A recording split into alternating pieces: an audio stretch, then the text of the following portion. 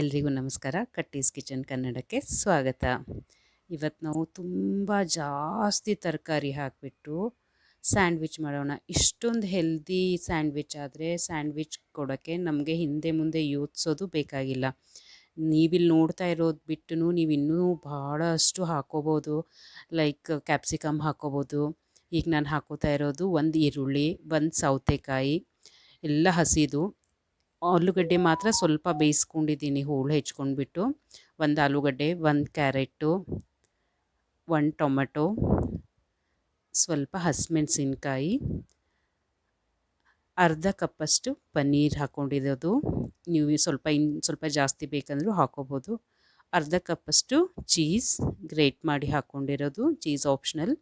1 ಚಮಚೆ ಉಪ್ಪು ಮತ್ತು ಅರ್ಧ ಚಮಚೆ ಒರಿಗಾನೋ.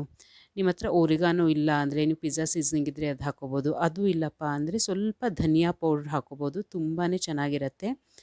ಇದನ್ನು ಚೆನ್ನಾಗಿ ಮಿಕ್ಸ್ ಮಾಡ್ಕೊಳ್ಳಿ. ಇದ್ರ ಜೊತೆ ನೀವು ಸ್ವೀಟ್ ಕಾರ್ನ್ ಹಾಕ್ಕೋಬೋದು, ಕ್ಯಾಪ್ಸಿಕಮ್ ಹಾಕ್ಕೋಬೋದು, ಬೇಯಿಸಿರೋ ಕಾಲಿಫ್ಲವರ್ ಹಾಕ್ಕೋಬೋದು.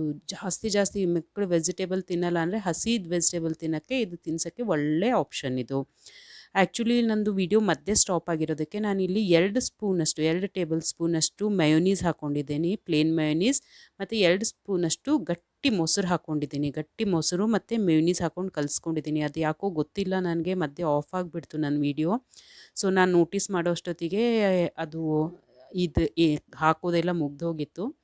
So sorry for the inconvenience for that.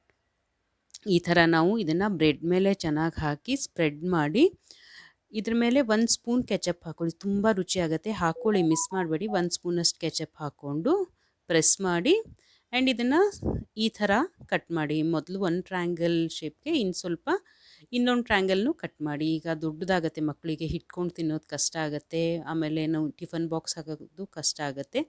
ಈ ಥರ 1ರಲ್ಲಿ 4 ಮಾಡಿ ಹಾಕಿದರೆ ತುಂಬ ಚೆನ್ನಾಗಿರುತ್ತೆ. ಡೆಫಿನೆಟ್ಲಿ ಟ್ರೈ ಮಾಡಿ ನೋಡಿ, ತುಂಬ ಚೆನ್ನಾಗಿರುತ್ತೆ. Subscribe Kattis kitchen and press the bell icon.